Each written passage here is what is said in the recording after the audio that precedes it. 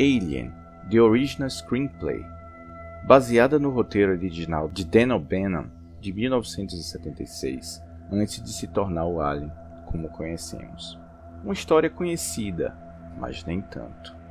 Hoje, recebemos o roteirista Cristiano Seixas e o desenhista Guilherme Balbi para debater sobre esse riquíssimo trabalho.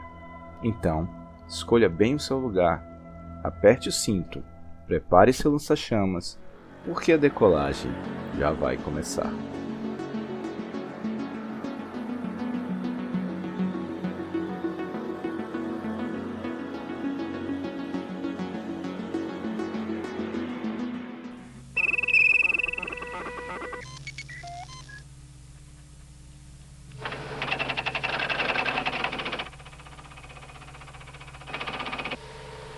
Olá para todos os passageiros e passageiras, aqui quem fala é PM, comandante do 8º Passageiro, o seu canal dedicado ao universo Alien e também do universo Predador. Hoje, mais uma vez, o assunto é HQ e temos muitos convidados para um bate-papo sobre um trabalho incrível do universo Alien. Mas antes disso, claro que está aqui com a gente o nosso assistente virtual, o Sete. Tudo bem, Sete? Olá, sou o especialista em comunicações número 710A, do 8º Passageiro. Podem me chamar de Sete. E também aqui conosco, vocês já conhecem o Cláudio Alves. Tudo bem, Cláudio? Olá, pessoal, tudo bom? Fala, Sete. Mais uma vez estamos juntos aí nessa viagem. Olá, Cláudio.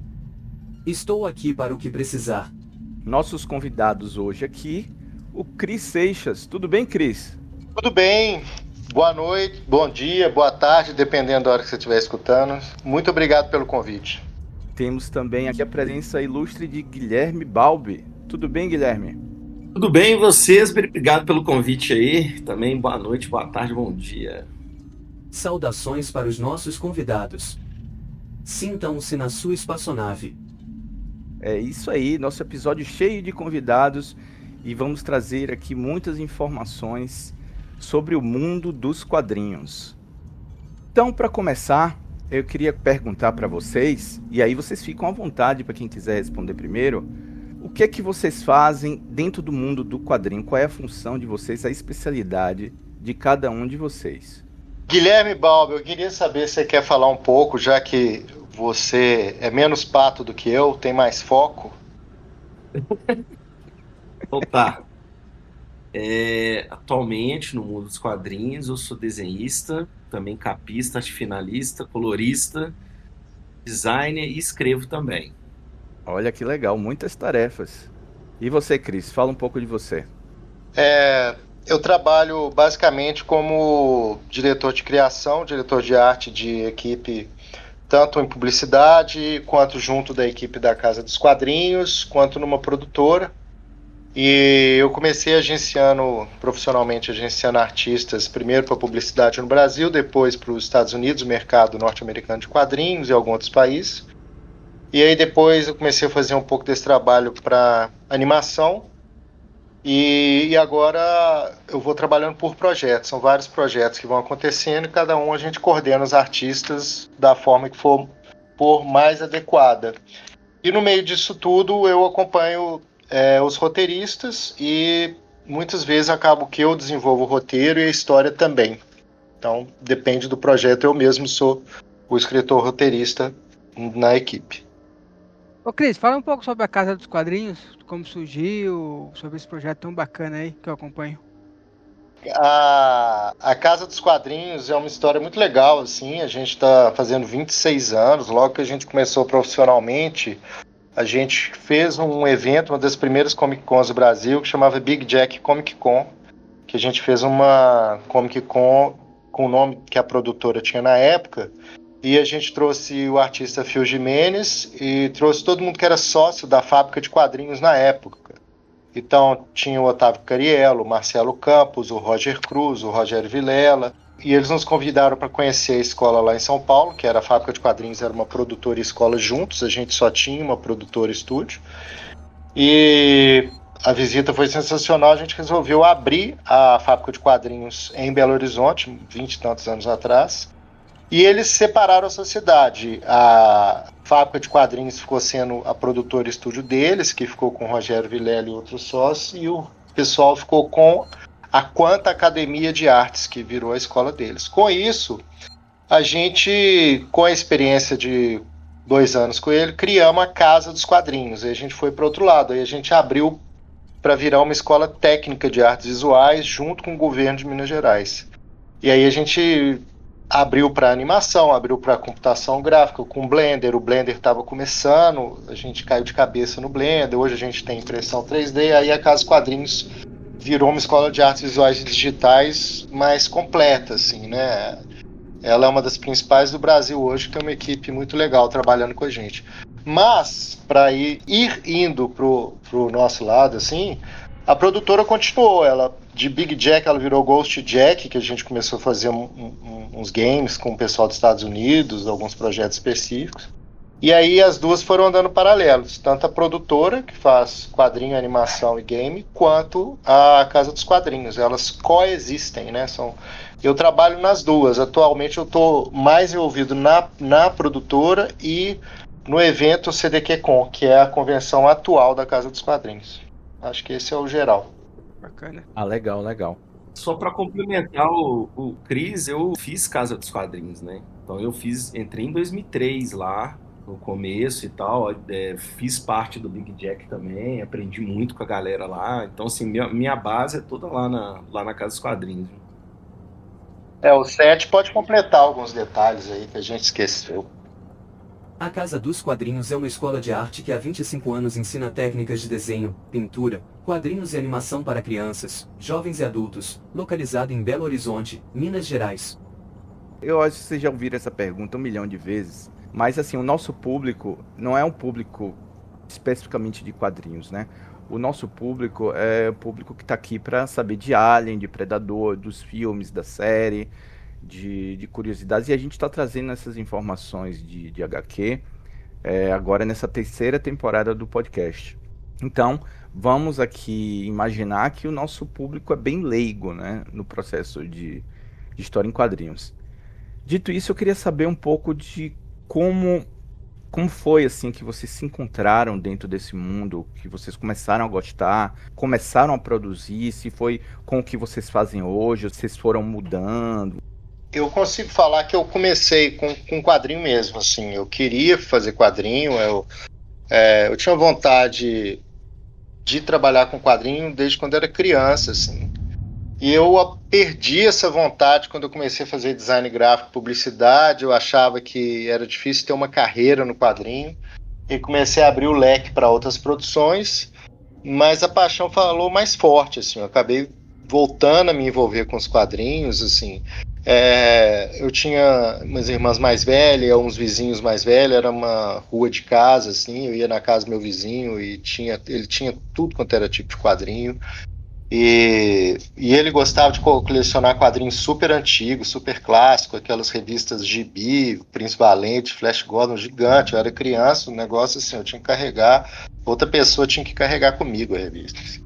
Então eu tenho uma paixão desde muito novo com o quadrinho impresso, com aqueles álbuns enormes, assim. Então isso ficou muito vinculado na parte boa da minha infância, assim, começo da adolescência. Depois, no final dos anos 80, 90, assim, essa fase pré-adolescente, adolescente minha, aí começou o selo Vértigo, né, o selo mais adulto, assim, que muita coisa depois virou minissérie ou filme desse selo de quadrinho.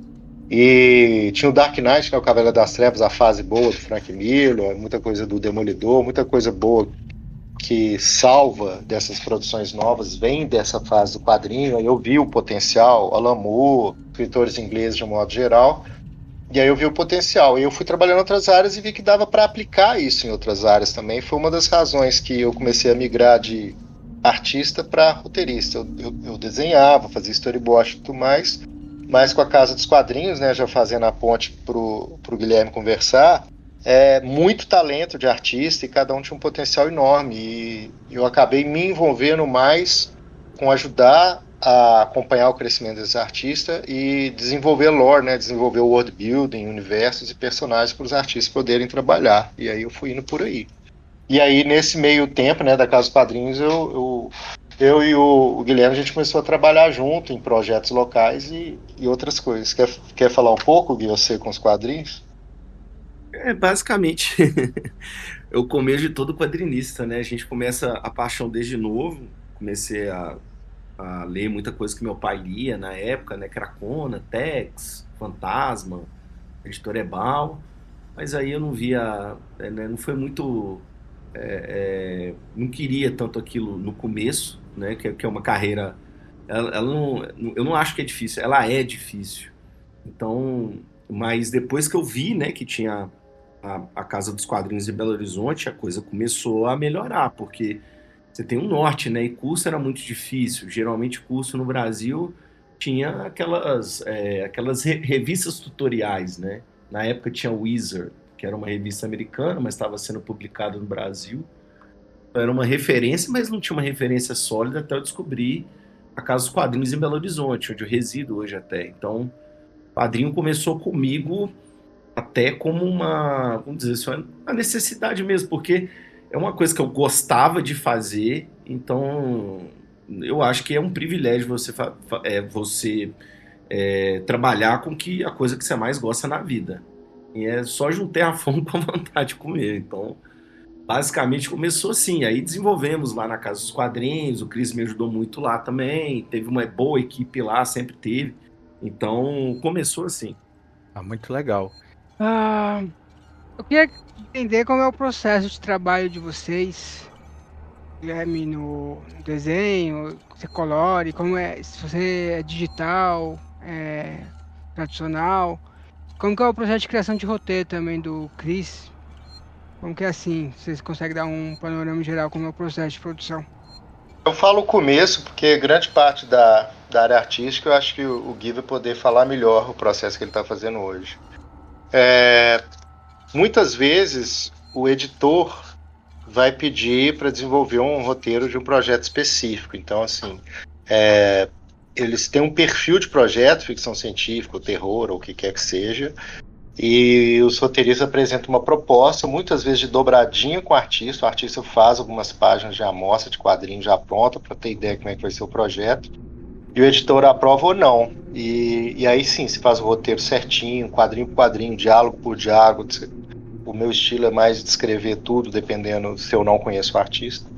E aí o editor vai aprovar isso, vai revisar isso e continuar. No caso do Alien, teve alguma questão específica, que tinha um roteiro original, que a gente pode conversar quando for entrar mais no Alien, que aí foi um pouco diferente do meu processo normal. E aí com o roteiro aprovado, o estilo aprovado, aí já vai para a mão do Guilherme para ele explicar as etapas com esse roteiro aprovado na mão. Ô, Cris, deixa eu fazer uma pergunta. E quando é um trabalho independente, que é, no caso, você não tem editor, como que é o seu processo de trabalho? Você trabalha junto com o artista, você faz o roteiro e entrega para o artista? Quando não tem um editor específico, eu viro o editor, né? Mas atualmente a gente está trabalhando na revista Calango Nova, que é uma revista autoral que eu faço com o artista da DC e do Spawn, Eduardo Pansica. E a gente já fez 3 revistas, a gente está indo para a terceira parte de uma história, são 3 revistas, mas é a terceira parte de uma saga. E está tendo uma editora, era uma revisora que sempre trabalhou com a gente, que é roteirista também, que é a Carol Cunha. E nessa edição a gente chamou ela para ser editora, que a gente queria um olhar de fora mesmo, assim, para a gente conseguir o melhor material possível. Então, atualmente eu prefiro ter uma outra pessoa sendo a editora do trabalho. Eu acho que dá um resultado de um nível mais alto. Foi interessante. No caso de processo, cada artista tem um, né? Então, assim, não é um caminho entre A e o ponto B, não, tá? Mas geralmente acontece com que a gente recebe um roteiro fechado, significa que geralmente os closes, toda a descrição de cena, ela é fechada ali. O artista não tem muita, vamos dizer, maneiras de mudar aquela cena, não. Roteiros aberto, que seria o oposto, então ele só descreve o que ele quer, mas o próprio artista monta aquela cena ali. Mas a maioria dos casos, eu acho que para mais de 90% é um roteiro fechado. Geralmente hoje eu uso o digital, dificilmente eu vou para o tradicional só quando tem algum personagem muito grande que tem uma possibilidade de venda para aquele original. Então, mas é tranquilo, você faz as páginas, envia para a editora, o seu editor geralmente corrige algumas coisas ali e está pronto. Geralmente é isso, né? Mas com o processo digital ele é mais rápido, é mais fácil de mudar, alterar, né? Você pode trabalhar com camadas ali. Atualmente eu uso o Clip Studio para fazer isso. Então, assim, não tem muito segredo, não. Agora, o tradicional é complicado, mas em compensação você tem uma margem de lucro muito maior porque a página original está ali ou a própria capa em si. Para a própria capa, que eu faço também, eu faço capa para Marvel hoje, e o processo é basicamente o mesmo. Eles têm a descrição de capa, geralmente eles pedem 3 layouts, rascunhos, né, que vão ser escolhidos ali, ou então eles mesclam, né, e quando você faz uma capa, geralmente eles falam, ó, essa parte da capa número 2, você pode pôr na número 1, e aí a gente aprova a número 1, né? E tem umas dicasinhas, né, de artista, porque geralmente quando você faz uma capa, não dá muito para fazer isso com página, tá? Mas com capa dá. Quando você tem uma capa que você gostou demais, você dá uma caprichada no layout daquela capa. E deixa as outras mais ou menos, assim. Não ruim, claro que não. Mas mais ou menos. Aí uma capa... São 3 capas. A capa A você adorou, aí tem a capa B e C, mas geralmente, acredite quem quiser, o editor escolhe sempre as outras capas. Aí. No meu caso foi 100%, assim, mesmo caprichando e tal. E o processo é da cor basicamente o mesmo, né? São cor digital também, eu também faço no Clip Studio tudo. E aí você fleta, né? Cor não tem muito segredo, não. Não tem muita alteração igual o desenho tem. Geralmente você pinta a capa e manda para eles assim, e no final são poucos ajustes. Né? Geralmente numa capa pronta, página eu faço 1,5 por dia, em média, e capa 1 a cada 3 dias, mais ou menos, do zero até a cor, mais ou menos assim. Só o título de curiosidade, eu tava mexendo aqui nas minhas coisas. Guilherme, eu apoiei o seu projeto Checkpoint lá em 2015. Caralho, valeu, hein? Olha, Eu com ele na mão aqui. Eu falei, eu tenho alguma coisa do Guilherme antigo, eu vou ver aqui, ó. Um catarse. Legal, velho. Até hoje me pedem para fazer o 2. Eu tinha escrito na pandemia até. Mas aí, com o trabalho atual, é praticamente impossível. Assim, aí é que eu vou precisar de mais pessoas para ajudar, talvez para começar. Mas tá pronto até. O roteiro da A2, o Chris tinha dado uma olhada em 2020. Mas esse roteiro aí eu já vi. Ficou assim. Tem que preparar o cérebro para ler o roteiro da A2. Maluquice. Mas é basicamente uma graphic novel mesmo. Né? Porque o que você tem, ele vai explicar o universo, algumas tirinhas e tal. Esse realmente é uma graphic novel. Esse é uma história fechada, um arco fechado, feito para ficar uma história fechada. Que um dia a gente veja ela.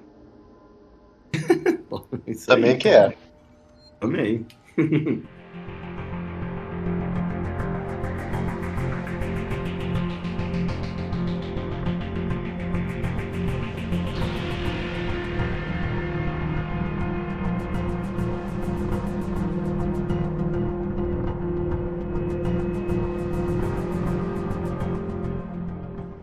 Eu queria saber agora se nós temos aqui fãs do Alien, fãs do Predador. Eu queria saber como é que foi a primeira vez que vocês conheceram esse personagem, se foi num filme, se foi jogando, como é que foi pra vocês? Bem, como eu acho que eu sou mais velho que o Guilherme, com certeza eu conheci no VHS de videolocadora, eu era muito novo, o negócio me aterrorizou mesmo, pra mim foi super forte, super impactante, assim, teve coisas que assim, eu não entendia direito assim, o que estava acontecendo, né, porque você tinha o engenheiro, você tinha as fases de evolução do Alien, você tinha todo uma estrutura ali de desenvolvimento daquele universo de sci-fi que me impactou demais. E aí, muitos anos depois, eu vi de novo. Aí eu tive a oportunidade de rever em alguma dessas mostras de cinema. E aí o 2 eu já vi no cinema, né? O Aliens 2 eu já vi no cinema. E aí daí pra frente eu vi todos no cinema. Tristemente tem alguns que você fica triste na hora de sair da sala de cinema, mas a maioria valeu a pena. Eu e o Guilherme discordamos em um deles, que a gente vai conversando ao longo da conversa, mas assim, foi isso, foi bem para quase que criança, que eu vi o primeiro no VHS em casa, assim, com amigos de várias idades, e todo mundo ficou impressionado. Mas um detalhe que me ligou também com os quadrinhos do Alien, que tem um artista, além do Geiger, né, do criador do design do Alien, tinha um artista que fazia quase todo o visual dos filmes da época, que era o Moebius, né, o Mobius, né, o francês, Jean Girard. E aí o cara tava permeando, um gênio, o cara tá permeando tudo, né, Alien, Blade Runner, Tron, o Duna que não saiu, tanta coisa que o cara, Willow, né. E aí eu comecei a seguir esse cara. Aí mais uma coisa que o Alien também me voltou de novo para alguma coisa dos quadrinhos. Tá? Esse foi o meu envolvimento inicial. Jean Giraud, também conhecido como Mobius, foi um artista francês de história em quadrinhos que tornou-se um dos ilustradores mais consagrados da Europa. Ele colaborou no design e concepção visual de diversos filmes, como O Quinto Elemento, O Segredo do Abismo, Tron e Alien, O Oitavo Passageiro. Giraud faleceu em 10 de março de 2012 aos 73 anos. O Alien pra mim foi basicamente cinema também. Eu aluguei em VHS, foi o Predador primeiro, depois eu vi Alien, mas assim, foi mais ou menos na mesma época. O que a gente até conversou isso em um outro podcast, e o que eu achei o Alien absurdamente um personagem foda foi o medo que eu tive do filme, porque para nós, né, eu era novo também, impactante o filme em si, né, a história em si. Então, o fato de a gente não ver o Alien também, isso deixa a gente com medo, deixava, né, quando a gente era mais novo. Vi os outros Aliens também, eu vi o Predador, se eu não me engano, em VHS, depois eu vi, vocês lembram vale a pena ver, como é que chama, a Tela Quente, passava, né, Isso. um programa, né, chamado Tela Quente e tal, que tinha muitos filmes assim, eram bons filmes.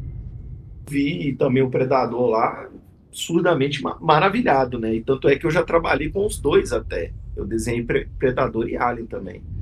Então, pô, fico, assim, são personagens queridos, né, tanto na minha vida inteira, tanto no pessoal e profissional, né. Então eu vou lançar a pergunta. Quem é melhor, Alien ou Predador? Isso é uma pergunta séria? É uma pergunta séria que tem que responder, não pode ficar em cima do muro. Não, assim, é óbvio que é Alien. Eu não sei como é que sabe. Eu também, Alien. Mesma coisa. Não estou desprezando muita coisa do Predador, inclusive a animação mais recente, que é sensacional, e o filme e tal, mas um comparativo é até desleal, assim, de estrutura de personagem, universo e tudo mais. Mas você acha que na porrada 1 contra 1, quem que ganha? O Alien consegue? O Predador cheio de armas e... Olha, se for 1 contra 1, o Predador tem chance. Mas se for de galera, o Predador já era. Eu vou te falar. Um canhãozinho no ombro qualquer um faz, quer ver no mano a mano. Aí é fácil com um canhãozinho no ombro. Não, na verdade, assim, tem uma coisa que é pouco falada, assim, que inclusive é estranho como não se fala muito isso hoje em dia, que uma das maiores Power Girl heroínas de todos os tempos, né, a Sigourney Weaver fazendo papel de Ripley, se fala, mas eu acho que é subestimado ela, entendeu? Assim, ela prova que no braço ela conseguiu, entendeu? Jogar ele pro espaço.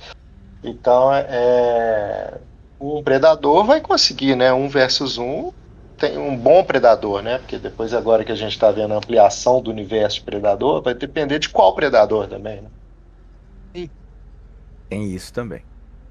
E eu acho legal vocês terem comentado essa questão de tela quente, de ver antigamente.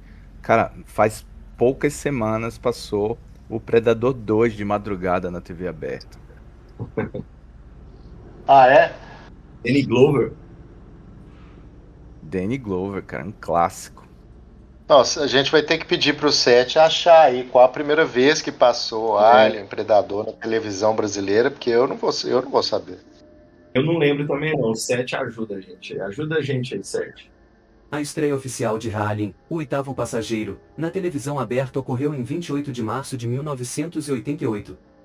Ele foi exibido pela Rede Globo, no horário nobre, através da sessão de filmes Tela Quente. Já o filme O Predador estreou em 29 de junho de 1992, pela mesma emissora e programa. Agora, quando você pega um predador elder, que geralmente tá em outros planetas, né, para caçar, o alien não tem chance nenhuma. Mas o alien também é como se for um exército de bicho, né? Quando mano a mano, o predador ganha. Isso aí não tem nem que falar. Mãos nuas ganha.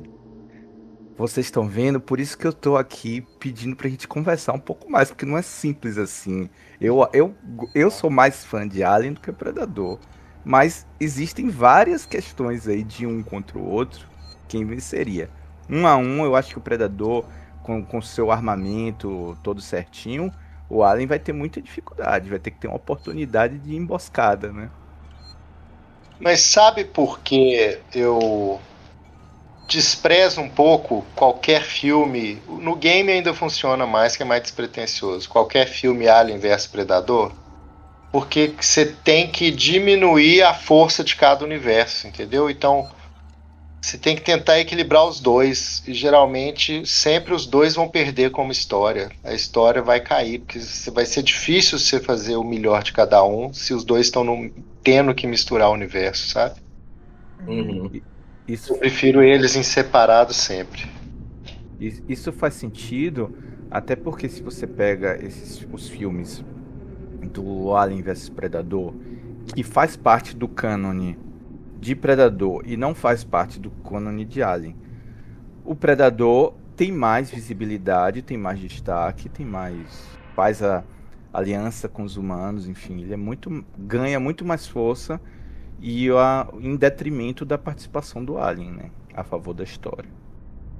O que eu não gosto do Alien vs Predador é que coloca o Alien como vilãozão e o Predador como um anti-herói, não é bem por aí o caminho. Eu acho que eles erraram nisso. Os quadrinhos também não funcionam muito bem também. Eu acho que eles forçam, assim. Eu acho que uma coisa muito mais legal de conversar, que eu acho que, por exemplo, a série em Alien Earth, em alguns momentos soube explorar, em outros não, é o universo do Blade Runner e do Alien ser o mesmo, só linha temporal diferente. Então isso eu acho muito mais interessante de explorar do que Alien com Predador. Entendeu? A Tyrell Corporation ser do passado da Yutani, a estrutura do Alien Earth, com certeza eles queriam usar a Tyrell, mas não podia por direito autoral. Então, isso eu acho que dá mais casamento de universos do que Alien vs Predador. Do Alien, o Predador ele só caça o Alien, né? É como é o treinamento dele ali. Tá vendo? E nenhum dos dois é vilão, não, né? Se você for pensar bem, eles não são vilões, não. Não, eu concordo. Pra mim, eles a natureza deles. É a natureza deles. Aí encontra outra espécie igual um leão, né? Tipo assim, ele vai caçar, ele vai matar a presa dele ali e tal. Eu concordo com o Guilherme. Concordo. Eu vi o Alien como vilão. É os humanos que vão lá encher o saco. O Alien é o famoso assim, não cutuca quem tá quieto, né? Esse é o subtítulo dos filmes.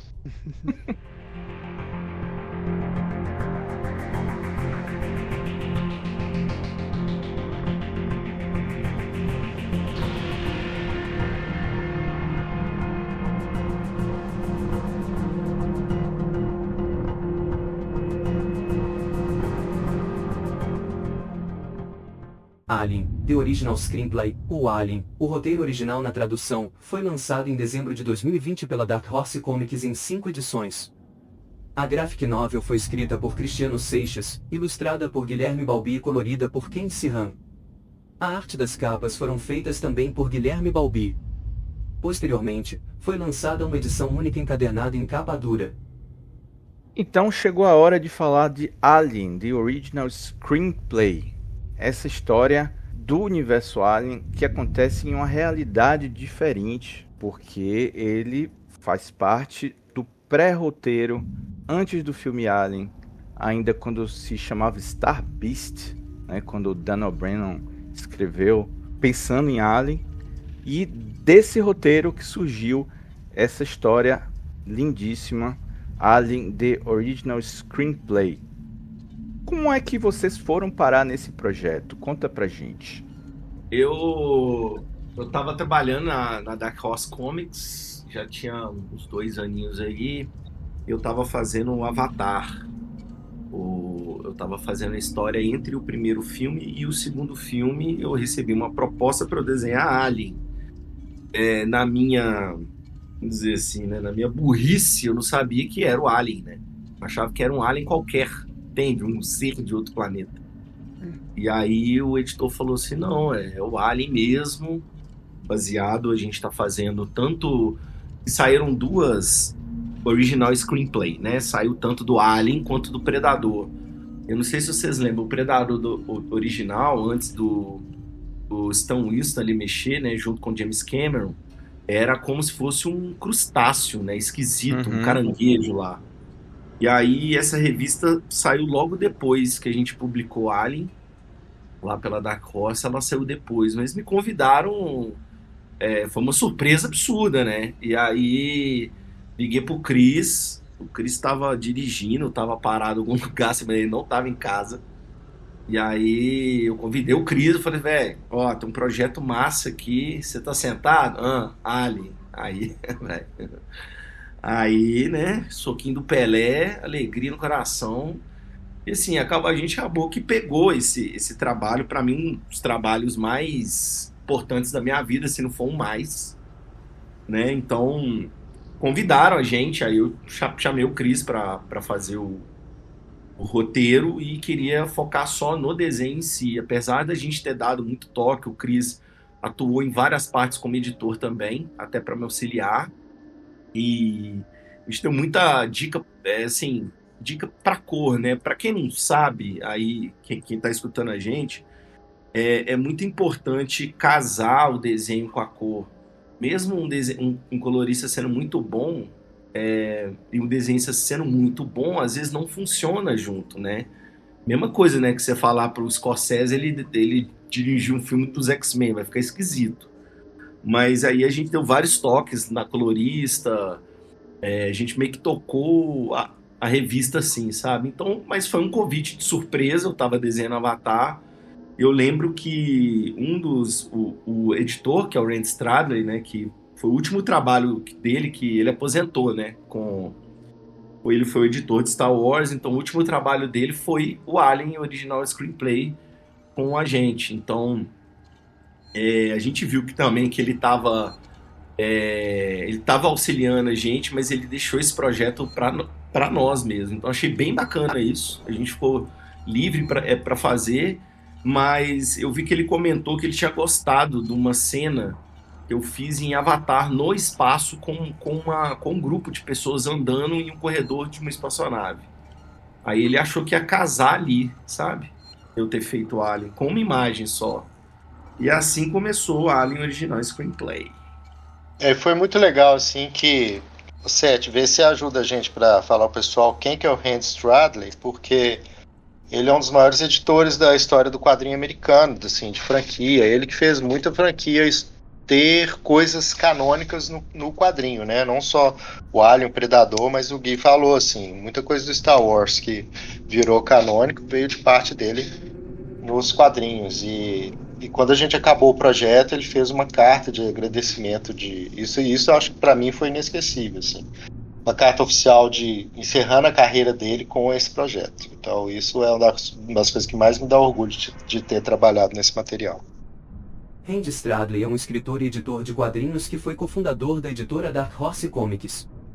Nos anos 1990, Randy adquiriu os direitos de Aliens vs Predador e Star Wars, assinando seu nome como autor em dezenas de publicações relevantes, inclusive usando os pseudônimos Mickey Harrison e Wells Artley.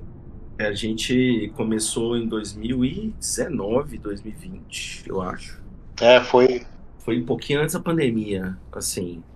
Quando teve a pandemia, eu acho que é aí que talvez a revista ia ser cancelada, no caso.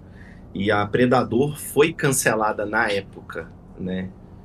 Mas a gente conseguiu fazer a edição da revista a tempo.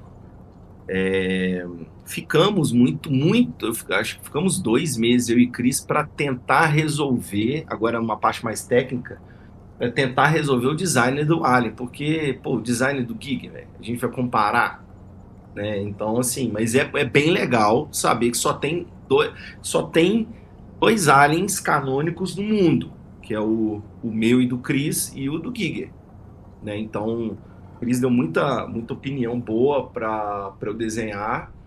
Então, a gente se baseou num processo de criação universal que chama fractal, que uma pequena parte de qualquer parte daquilo faz parte de um todo. Então, mesmo se você pegue alguma coisinha, aquilo faz parte de um todo. É aquele movimento de galáxia, para o pessoal entender. E o 7 ajuda a gente em qualquer coisa aí também. Fractais são estruturas matemáticas que apresentam padrões autossimilares, ou seja, padrões que se repetem em diferentes escalas. Um fractal matemático clássico, como o conjunto de Mandelbrot, é composto por padrões que se repetem indefinidamente em escalas cada vez menores. Se considerarmos o universo como um fractal, isso poderia implicar que as mesmas estruturas que observamos em grande escala se repetem em escalas menores, e vice-versa. Mas a gente pensou em uma forma mais orgânica e abstrata para fazer um personagem icônico. Então a gente quis que essa linguagem para obter o Alien ela fosse realmente respaldada pela ciência, pela criação. Então, já que o Alien é um personagem que a gente sabia que não tinha um planeta definido, né, de criação, de começo, então a gente pensou numa matéria mais universal de criação, que foi a base do fractal. Então essa foi a ideia que a gente teve para criar um personagem, né? E foi muito difícil, né? Porque o Giger, o design dele é absoluto, né? A gente tem o nosso, para chamar de nosso agora, né? Que é o original screenplay. Então, assim, tecnicamente, baseado em técnica, foi assim que começou o design, né? Eu tô realmente aqui bem surpreso, porque era uma das perguntas que eu ia fazer. Se vocês tinham recebido algum rascunho de desenho original do escritor, enfim, para se basear, mas vocês criaram tudo do zero, né? Engraçado que eu passava uns desenhos de palitinho meu pro Gui, aí ele dava risada, mas ele entendia algumas coisas de conceito. E aí começava a criar algumas coisas decentes. Mas a ideia do fractal foi uma base muito importante pro Gui e pro lado do design, enquanto eu tentava deixar a história, renovar a história sem mudar praticamente nada do roteiro original. Então o meu equilíbrio era para um lado, o equilíbrio do Gui do design era para outros. Era porque eu achei bem complicado, porque a editora pediu pra gente se afastar. Mas como é que se afasta? Ainda mais o Chris, né? Que vai afastar do roteiro original, uma coisa muito complicada. Não dá pra afastar, não é assim. Não é um afastamento. Agora, o design é uma parte mais fácil. Então, eu tenho os designers originais aqui em casa, até. Acho que até um dia eu vou publicar isso daí. Tem anos já e eu tô com os designers originais dos monstros que a gente fez, mas eles pediram para afastar o máximo possível, pelo menos no design que a gente fez, para afastar o máximo possível. E se puder entrar nas diferenças, tem muito detalhe, assim, que você que já leu, Cláudio, você pode ver que não tem no filme. Realmente a gente esticou do roteiro, assim. Na verdade, uma coisa importante é que a proposta minha e do Gui para os editores era aumentar a graphic novel para ter mais 100 páginas, porque a gente queria valorizar os momentos que o roteiro é diferente, entendeu? Mas por questão de publicação, o modelo de negócio no graphic novel da Dark Horse, você tem que ter 80 de quadrinhos, e sim, a graphic novel pode chegar até 100 páginas, mas o quadrinho não pode mudar o modelo de 80 páginas nesses original screenplay que eles estavam lançando. Então, a gente não conseguiu deixar uma narrativa mais longa nas partes que tem diferença, mas todas estão lá. Uma que passa muito despercebido, assim, muito não, mas passa um pouco despercebido no quadrinho, não tem no filme, é uma conversa quase que filosófica, assim, que tem no meio, quando a coisa já está acontecendo. E tem um cadáver boiando no espaço do lado de fora, enquanto o outro está em conversas existencialistas de cabeça para baixo dentro da nave. Então foi muito legal que a gente usou um pouco a história da Fractal, assim, a nave vai rodando, né, meio 2001, e vai um cadáver lá fora, o outro conversando lá dentro. Então isso aí, eu e o Gui falou, nossa, se virar filme a gente quer muito que essa cena aconteça, assim, porque é baseado no roteiro original e não tem no filme. Uma coisa que eu gosto de falar que não tem no roteiro, mas eu e o Gui a gente fez questão de ter no quadrinho e tem no filme, é o gato.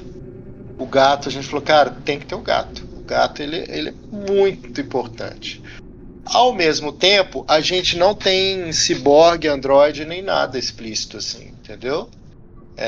No filme, ele é um personagem que tem todo um enredo próprio, né? Assim, inclusive, volto a dizer, né, que eu acho que o Ridley Scott realmente une os universos, assim. Mas o roteiro original do Dan O'Bannon não tem. Então, eu e o Gui quisemos deixar a coisa mais sugerida do que explícita nos personagens que a gente montou. E uma última coisa também que tá só no desenho, que eu e o Gui conversamos muito, assim, agora a gente pode falar, é que a nossa Ripley é brasileira, né?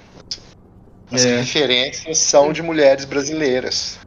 E a gente fez questão de ser uma mulher brasileira. E a gente estava até com medo dos editores não aprovar os designs que o Gui fez. E aprovaram, e a gente ficou super feliz, assim. Que cada um a gente fez querendo modernizar sem parecer forçado, parecendo natural da tripulação, assim. Como a gente pensa que a gente pensa que vai estar muito no futuro, então a diversidade da nave é natural. Então no futuro isso não é nenhuma conversa, não é nenhuma discussão, entendeu? Você ter esse tipo de conversa, se a nave tem tripulante X ou Y, ou é diversidade, isso aí na nossa cabeça, no futuro não existe esse tipo de papo. Então a gente partiu dessa premissa para montar a tripulação. Cara, isso é muito legal. Isso é muito legal de saber, velho. Eu tenho uma pergunta aqui. Originalmente lá saiu em 5 edições, correto? Como foi quebrar a história em 5 edições? Eles tiveram que pensar no final de cada edição para puxar o gancho para a próxima edição? Como foi o desafio disso? E se vocês definiram a quantidade de edições, ou veio da editora?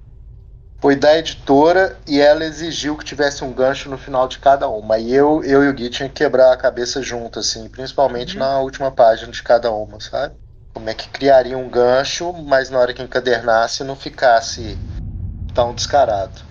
Mas sim, era obrigatório ser 5 edições e ter uma chamada no final de cada uma. Veio de cima para baixo. Só para situar aqui nossos passageiros e passageiras que estão acompanhando aqui o nosso bate-papo, a história começa e tem um desenvolvimento, uma fluidez que se assemelha muito ao filme O Alien, o Oitavo Passageiro. Então você tem que ter toda aquela tripulação acordando, homens e mulheres, mas apesar de cada um ter a função que se assemelha ali ao Alien, eles têm personalidades diferentes, né? Tem a Martine, né, que se equivale a Ripley.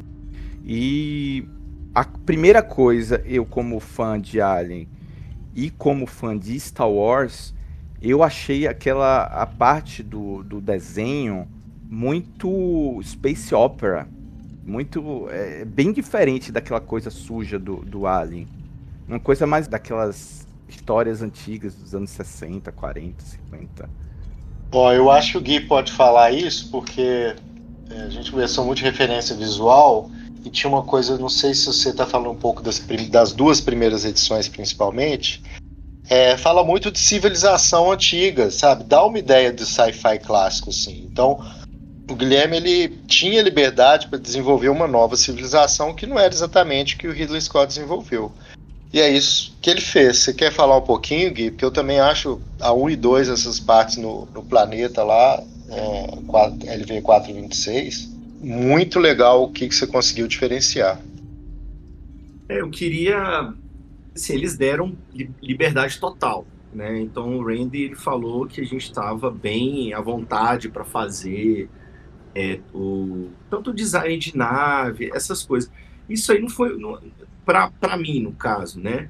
E o Chris também, quando fez o roteiro, não especificou que tipo de nave deveria ser feita ali, no caso. Então, assim, a nave em Alien, elas são personagens também, né? O cenário em si, ainda mais no livro do Ridley Scott.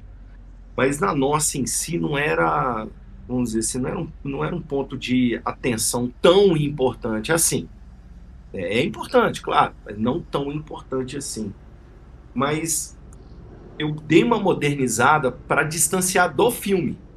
Então, eu tô até com ela na mão aqui. Então, o design da nave humana, né? Então, assim, ela tá moderna em comparação ao filme que a gente queria distanciar de qualquer forma. Então, isso foi uma maneira meio automática de trabalhar, né? Não dá para... A gente tem um tempo para fazer, então não teria tempo hábil para fazer o design como a gente queria. Senão a gente ia trabalhar 1, 2 anos em design para depois a gente montar, né? Mas na nave do Space Jockey, né, que é a nave do alienígena, aí a gente usou mais ou menos o mesmo padrão que seria. Então você não lembra a página, mas ela tá na edição 1. Então eles acham a nave lá no LV, que é o planeta, então você pode ver que ela é bem minimalista no caso, e tem os padrões, a mesma coisa de padrão mais fractal, tanto até dentro da nave. Então você pode ver que lembra até a textura do Alien do filme. Então, assim, até para poder, né, se camuflar ali dentro, alguma coisa assim, sabe? Ficar mais... Então, dentro da nave é mais orgânico, e já que o padrão que a gente tinha estabelecido é o padrão universal né, que a gente conhece de espaço profundo, vamos dizer assim, para não ser redundante, então o padrão todo é mais orgânico mesmo. Então, eu parti dessa premissa, né, porque já estava meio aberto, então eu achei mais fácil de pensar. Tem muita coisa a ver com o filme também, né, mas tentar diferenciar ao máximo, né, que a gente conseguiu. No caso, foi isso que vocês estão vendo aí no original screenplay. O que eu acho legal é que a colorice que ela teve muita liberdade também. Então, eu acho que ela conseguiu ver a arte do Guilherme e ir para um outro lado. Ela descolou bem do filme. E eu acho que isso ajudou também a gente criar um universo separado, sabe? Que ela não se prendeu ao filme em nenhum momento na hora de trabalhar a pintura digital.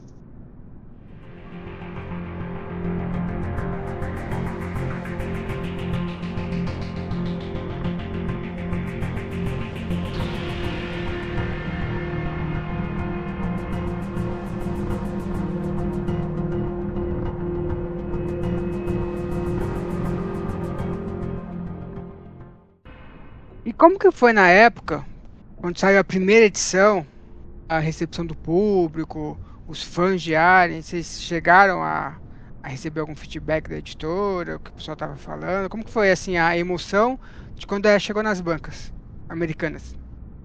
Vendeu tudo, né? Tanto que tudo. hoje sabemos que o encadenadinho já tá por R$5.000 em algum lugar aí, né? Na Amazon tá R$5.000. Se você for importar ela nova, tá R$5.100, mais ou menos. Acabou tudo, assim, foi uma grande felicidade. A gente sabe que o título puxa muito as vendas também, né? Mas pelas notas, os reviews que a gente viu de todas as Amazons que venderam Alien Original Screenplay, foi fantástico. As notas estão bem altas, né? Assim, 4.5, 4.7, 4.4 de 5, né? Então, assim, pô, isso é o que a gente trabalha, né? Isso é o final, né? E é muito recompensador, porque foram várias e várias línguas que foi traduzido Alien, né? Se eu não me engano, foram 12 línguas de tradução e basicamente em 78 Amazons através do mundo, né? Então, Nossa, muita coisa, gente. teve uma repercussão muito boa mesmo. E aqui no Brasil teve três ciclos de venda. Eu lembro que o Chris comprou algumas, eu comprei também, antes da CCXP de 2022. E a Ali tava bombando, a gente vendeu tudo, assim, foi muito rápido. A gente, de repente, ter vendido tão barato assim. Não, mentira, a gente vendeu na época bem. Mas assim, como é que você pode prever essas coisas, né? Assim, a gente sabia que na Amazon na época também ficou numa colocação boa de quadrinho sci-fi, terror e tal. Ficou entre as 10. Mas o que a gente impressionou foi a quantidade de país que saiu. Acho que foi a maior prova, porque eu acho que a própria Dark Horse subestimou, entendeu? Quando ela fez a tiragem impressa, e depois a gente viu que a tiragem impressa esgotou, a capa alternativa do Walter Simmons, por exemplo, não tem. Acho que autografada só eu e o Geek temos, né? Porque só tem nós no Brasil, assim. Então, eu acho que eles não acreditaram que a saída podia ser tão alta, né? A gente não sabia que era tantos países. Também a gente conseguiu descobrir que ainda eram mais países do que a gente imaginava. Então, essa foi a medida. E eu acho que o que colocou realmente a cereja do bolo, assim, foi quando em 2023 já era os direitos totalmente da Disney e da Marvel, né? E aí eles escolheram as melhores histórias de 20 anos de Dark Horse publicando Alien. Porque pensa bem, você está fazendo história e minissérie e eles faziam um volume muito alto depois que eles foram diminuindo. 20 anos de publicação praticamente ininterrupta de quadrinho do Alien. Aí você vamos ter por 7, depois tem que responder se foram 4 ou 5 coletâneas da Marvel das histórias do Alien na Dark Horse. Foram 4 coletâneas da Dark Horse lançadas pela Marvel Comics, de 2021 a 2023 com o título de Aliens, The Original Years.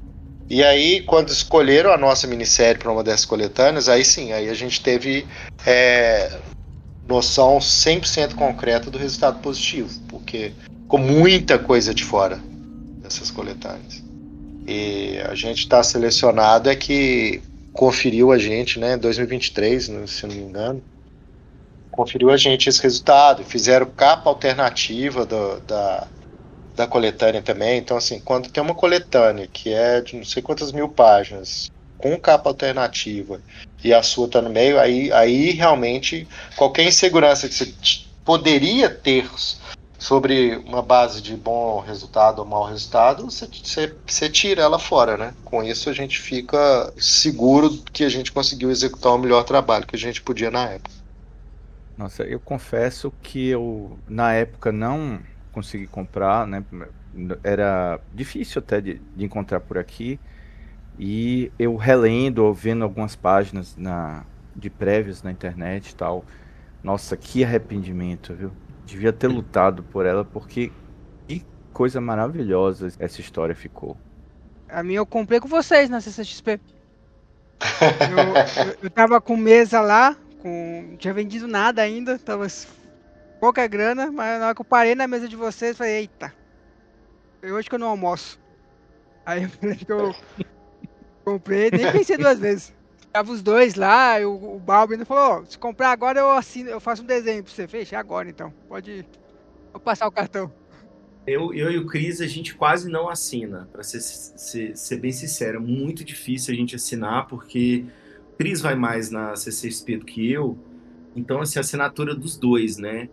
Então, mas a assinatura dos dois é raríssimo, assim, você pode contar, deve ter 20 edições no Brasil, alguma coisa por volta disso, né? Eu tenho a assinatura e um sketchzinho que você fez pra mim.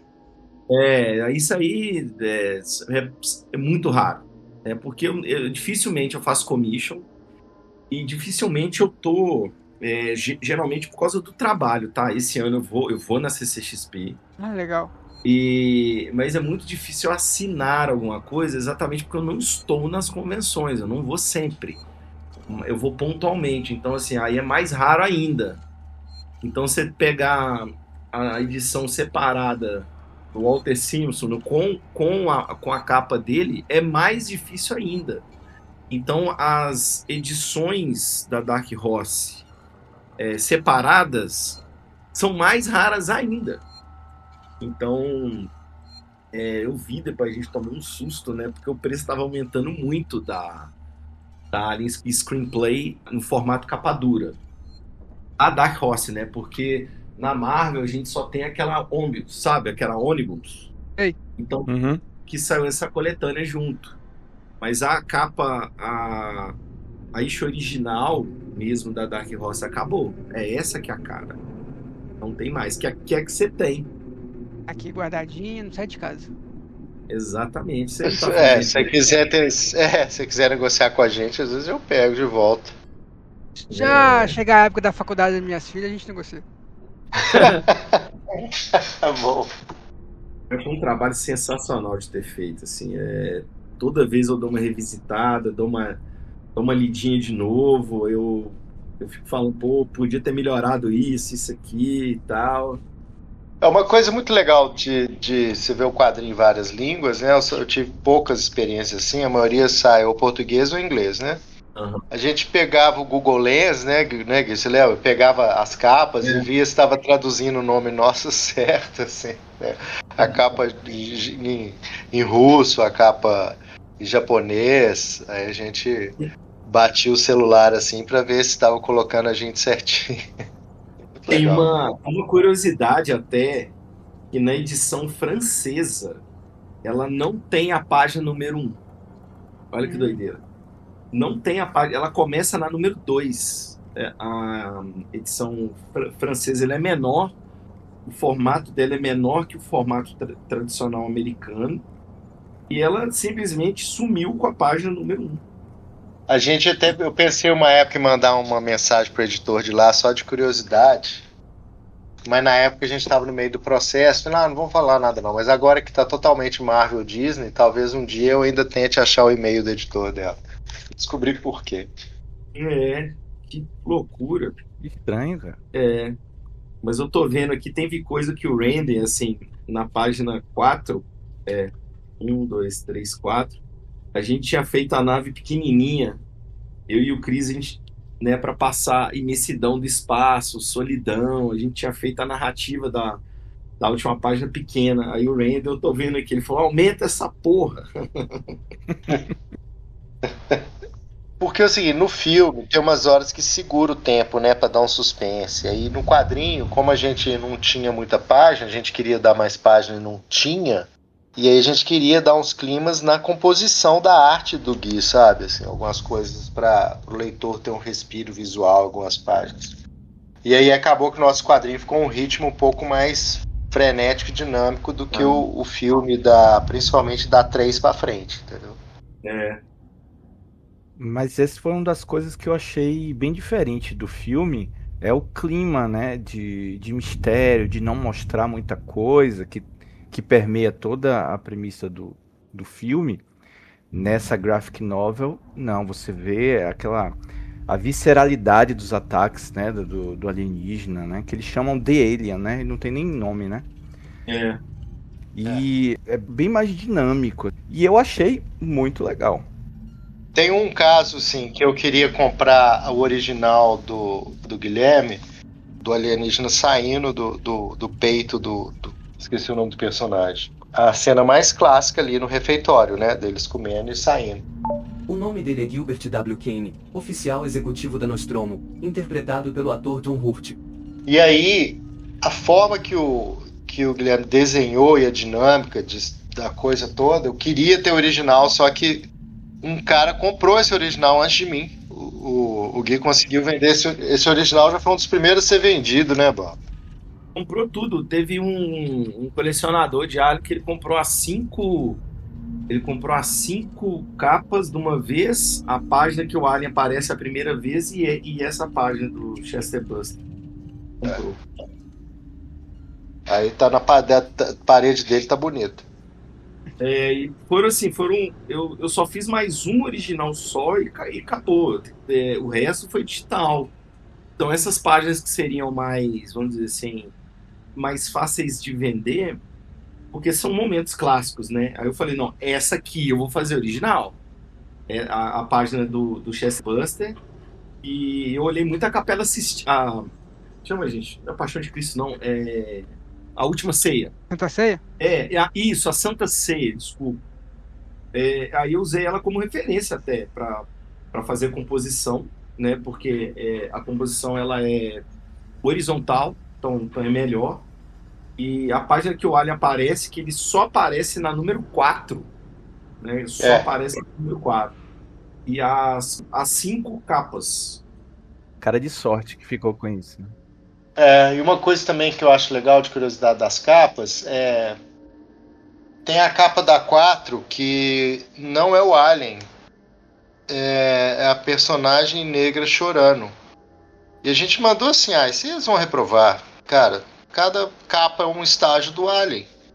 E a gente vai pôr ela aqui no meio, a personagem brasileira negra chorando. E aí eles aprovaram. E aí a época já era a migração da Fox para as Disney. Então a aprovação tinha que passar pela Dark Horse, pela Fox, pela Disney. Aí saía voltando até chegar na gente de novo. Aí a gente mandou meio assim, essa já sabemos que vai voltar. E passou. É a manhã da capa que eu falei no começo. Eu tô falando. A capa que a gente mais, assim, que eu menos gostei. Não quer dizer que é uma capa ruim. O que eu menos gostei ali, ela foi aprovada. Sempre é. Mas aqui eu, como co-editor, é a que eu mais gosto. É isso que é legal de trabalhar a equipe. Eu gosto da última, da número 5, que é a capa a capa dura, né? Que é a edição de capa dura. Que é a capa da 5. Que aí já é o Alien de frente. São as duas que eu mais gosto. A 1 também é muito bonita. A 1 é legal que muita gente faz pôster. É o print que a gente mais vende, sabia? É a contracapa do capa dura. A 1 é que a gente mais vende em evento. Linda essa capa. A 1, aquele Space Jockey, né? Que é a capa da 1, né? Eu inspirei em design japonês de kaiju. E olha que lembra mesmo, viu? De kaiju. Olhando a imagem, lembra mesmo. Mas um tanto de gente pergunta se é capa de banda. De banda de metal. De black metal. De black metal, mas em evento muita gente pergunta se é de alguma capa, assim, mas é disparado o print, o pôster nosso que mais sai. Aí depois dessa, quando ainda estava em discussão da Fox para Disney, eu e o Gui, a gente fez um esboço de um roteiro para pegar mais um projeto do Alien, porque estava indo bem. Mas aí, na migração, eles não continuaram ninguém com o time da Dark Horse quando foi pra Marvel. Eles zeraram todo o time criativo. Teve a pandemia também, Cris, que eu acho que foi o erro, assim, eu acho que foi essa que ferrou o projeto. Não, mas se você olhar o primeiro time da Marvel, do Alien, eles não usaram ninguém da Dark Horse. Não, da Alien não. Isso é com certeza. Eles já usaram a equipe deles, né? Agora acho que só tem o Guilherme na Marvel, né? Só tem o Guilherme e mais 20 pessoas. Acho que deve ter sobrado 100 funcionários na Marvel agora. Complicou. Gente, alguma coisa mais interessante assim da história que vocês queiram falar? Tem só umas curiosidades na revista Easter Egg, essas coisas que a gente colocou. Mas tem bastante. Tem cena deletada que não entrou no filme, que eu vi que tem nas páginas que eu li. Pra você ter ideia, tem uma página aí que quem é que tá discutindo? O Carequinho, esqueci o nome dele, Cris. O 7, você vai ter que salvar a gente no nome dos personagens todos. 7. O nome do personagem é Clive Hunter, engenheiro de mineração da nave espacial de carga comercial Snark. Eles estão discutindo sobre o duto de ventilação da nave, né? Porque eles viram que a criatura estava usando os dutos para se locomover dentro da nave. Os dutos que eu desenhei era a planta de hidrômetro de casa. De casa, normal. Casa aqui do Brasil, velho. Não, e é isso também, tem umas mortes, isso que ele falou, assim, tem uns tipos de morte que a gente fez bem gráfica e bem mais junto do roteiro original, que ficou bem diferente do jeito que o Ridley Scott mostrou, algumas mortes específicas, Sim, assim. sim. E tinha que ser brutal mesmo.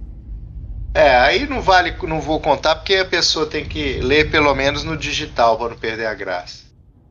E é isso, né? Não tinha Ripley, né? Não tem. A gente usou os nomes originais, não tinha o nome Ripley. Não tinha, entendeu? Assim, Ele não tinha nem gênero. Não tinha. Isso é muito legal do roteiro original. São nomes que podem ser masculino, feminino, a gênero, o que você quiser. Eu e o Guilherme, a gente podia encaixar o personagem do jeito que a gente achasse melhor para montar a tripulação mais adequada. Isso foi ótimo. Isso pra mim é uma das maiores qualidades assim dessa época do roteiro do Alien original, né?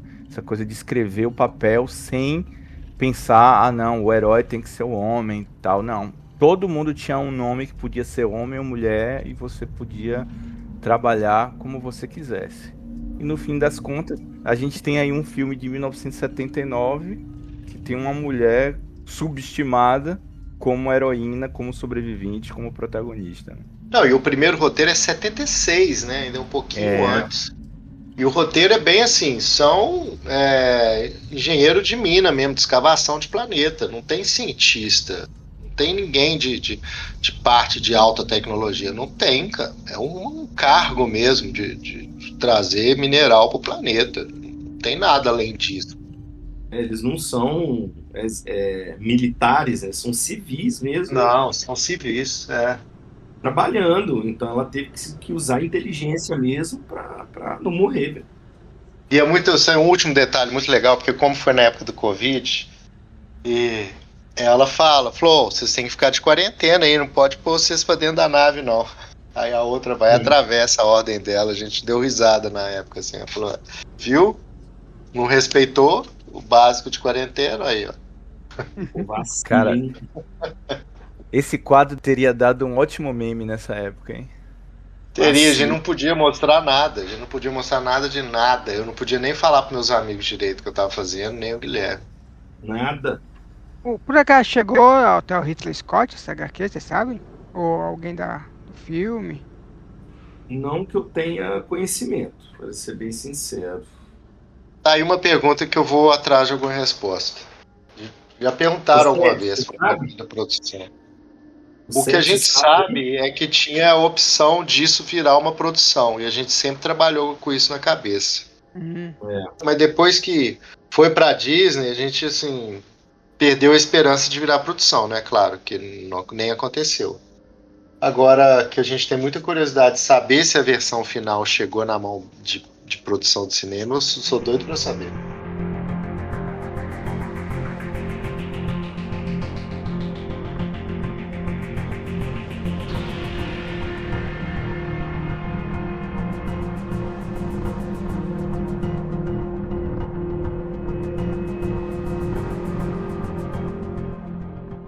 Então é isso aí, estamos chegando aqui na reta final do nosso programa sobre essa graphic novel Alien, The Original Screenplay. Essa edição de luxo em 5 edições, né, que depois virou uma edição única, publicada pela Dark Horse Comics e que teve a participação do Chris Seixas e do Guilherme Balbi.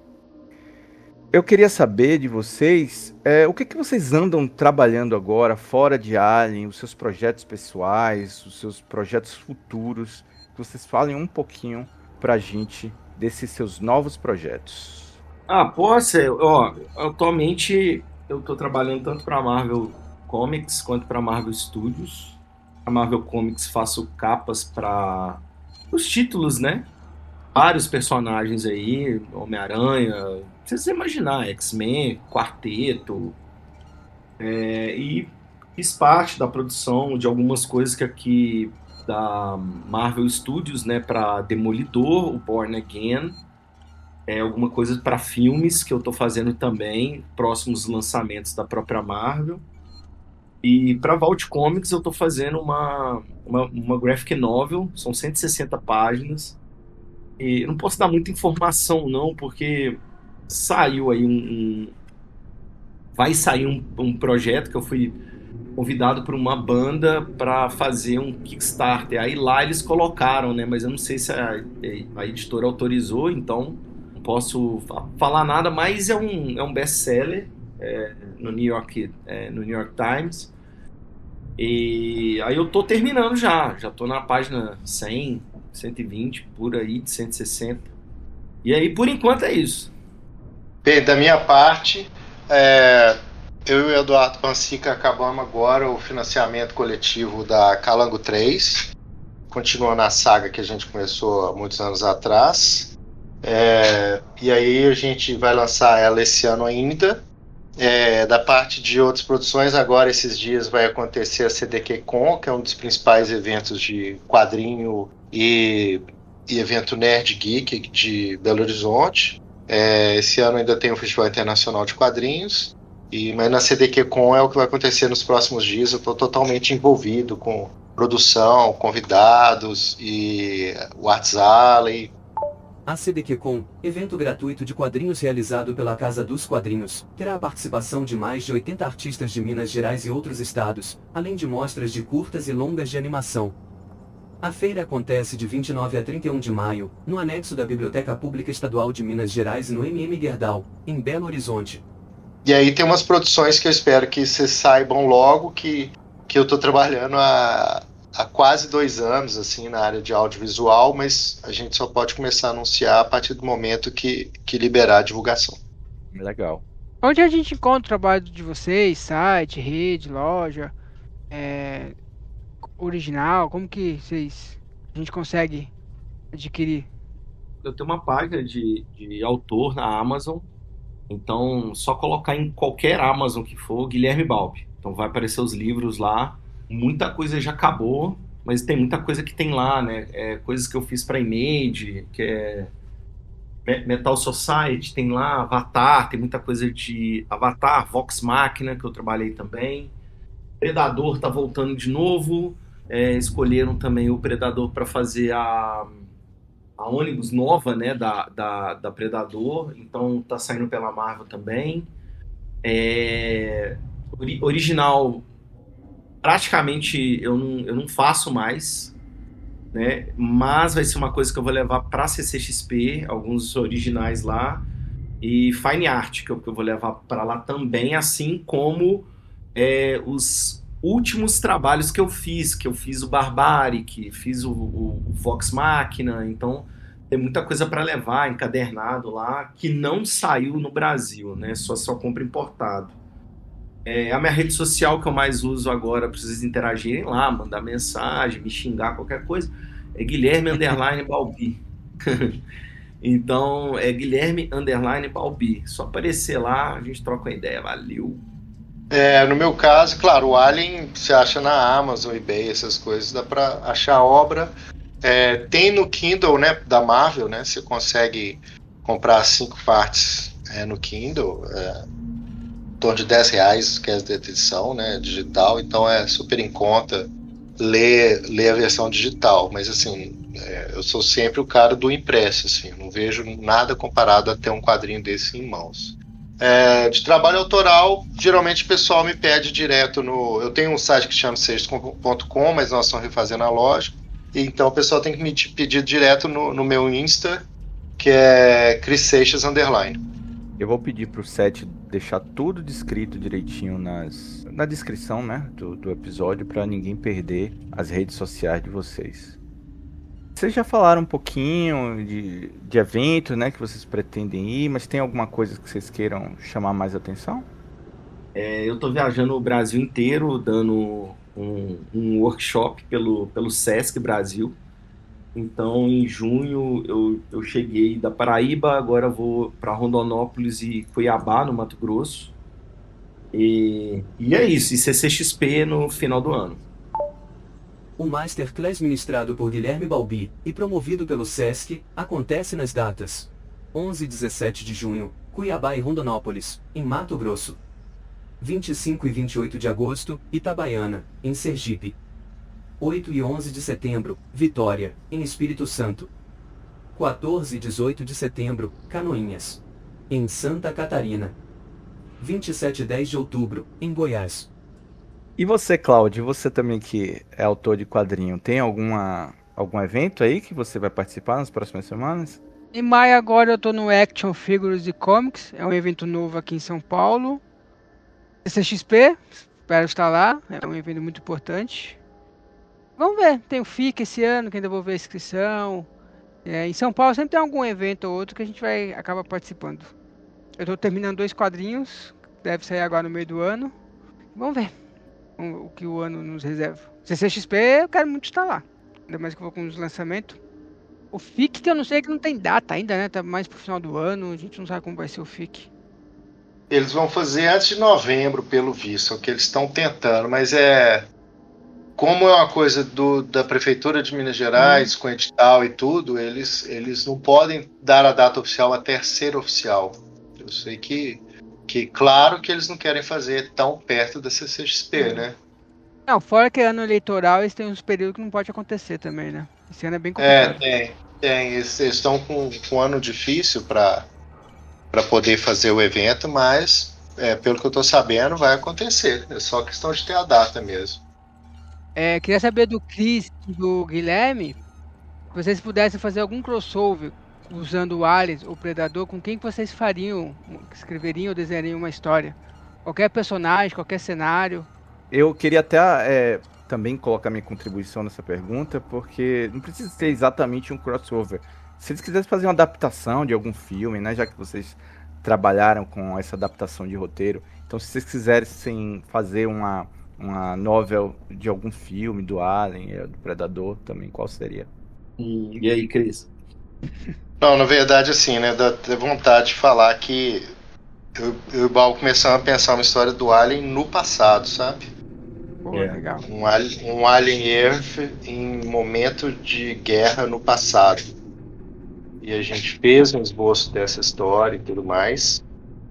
Vamos ver se ela volta a germinar. Então, a gente tem muita vontade de misturar coisas de bons filmes antigos de guerra que sejam bem pesados a dramaticidade e encaixar o Alien no meio disso aí. É uma conversa que a gente já teve. Agora, se o Alien, eu sei que o Balbi tem outras histórias. Eu queria muito, assim, eu queria ver uma coisa do Alien pra censura 80 a mais, sabe? Eu queria ver assim, um negócio absurdo. Tipo assim, Alien, ele remete muito ao suspense também, né? É um filme voltado, eu acho que mais pro suspense. É terror, mas é suspense também. Mas eu queria ver um filme do Alien bem mais gore, sabe? Bem mais gore. Eu queria ver mesmo uma parada assim e talvez ilustrar uma parada dessa assim. Um slasher do Alien, assim, seria. Seria um trem pesado, sabe? Mas assim, não precisa ser quadrinho, não. Se convidarem eu e o Balbi para desenvolver isso para um game, a gente desenvolve para o game. Muito bem. A questão é fazer o visual e a história. Não precisa ser só quadrinho. Pode ser animação, game. A questão é a juntar a gente de dupla de novo para fazer. Bacana. Eu queria voltar a desenhar agora, uma coisa que, assim, eu desenho graphic novel há muitos anos, então eu não desenho revista mensal, né, só graphic novel. Mas uma coisa que eu queria desenhar muito seria um drama civil, sabe? Nada, eu já tô meio, assim, desenhar é muito bom, mas eu já tô desenhando basicamente a mesma coisa há muito tempo. Então eu queria voltar mais, ter alguma coisa mais voltada para um drama mais civil, assim. Nem tanto Alien ou Predador, herói, não, mas um drama mesmo. Desenhar um drama. Ô, Bob, se você precisar de roteirista, você me chama. É claro, né? Se o Chris estiver ocupado, eu ajudo também. Aí, a gente faz uma tripla de criação. Pronto, Cláudio, você pergunta isso pra todo mundo, mas você nunca falou de você, o que você faria. O que você faria, Cláudio? Eu queria ver uma história do Aliens, mas sob o ponto de vista do Aliens mesmo, tipo um Aliens que Porque a gente tem o conceito que o Alien é uma colmeia, né? O Alien é uma abelha, ele tem a rainha. Como que seria um Alien que sofreu uma amputação no meio de uma batalha? Como que ele ia ser dentro da comunidade Alien? A gente só vê os humanos interagindo com aliens, mas nunca uma história dentro da comunidade. Quer ver uma história bem doida mesmo, bem... Bom que ia ter diálogo, ia ser mais fácil de escrever. Ou até tem, né? A gente não sabe se a linguagem deles é, sei lá, ultrassônica, alguma coisa que Ninguém explorou. Que tá, nunca foi, diferente do Predador, nunca foi explorado a comunidade Alien. Como que. Não, tem alguns quadrinhos na Marvel até que tem uma Alien Suprema acima da rainha lá. Que eu sei. Isso saiu na Marvel, sei lá, na década de 90, sabe? Que tem uma rainha acima que é muito inteligente, muito forte, sabe? Essa é uma boa história.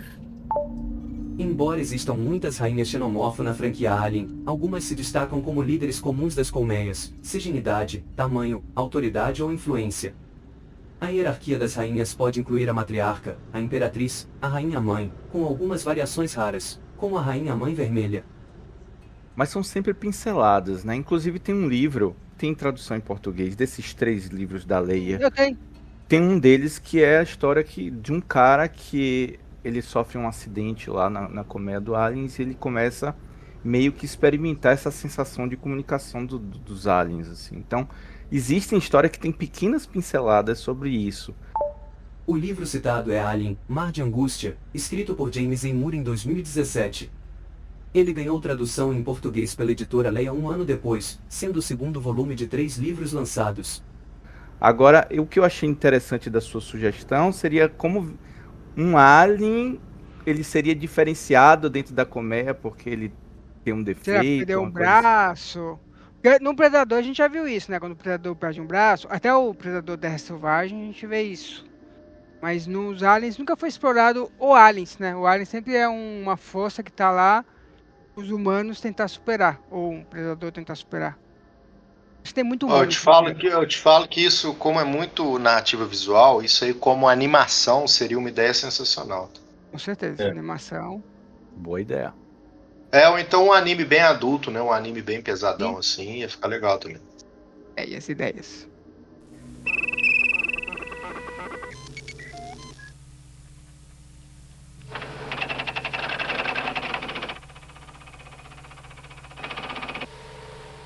Então é isso aí, gente. Muito obrigado pela presença de vocês. Para vocês reservarem um minutinho para participar desse bate-papo na nossa humilde espaçonave aqui, fazer parte da tripulação por um dia.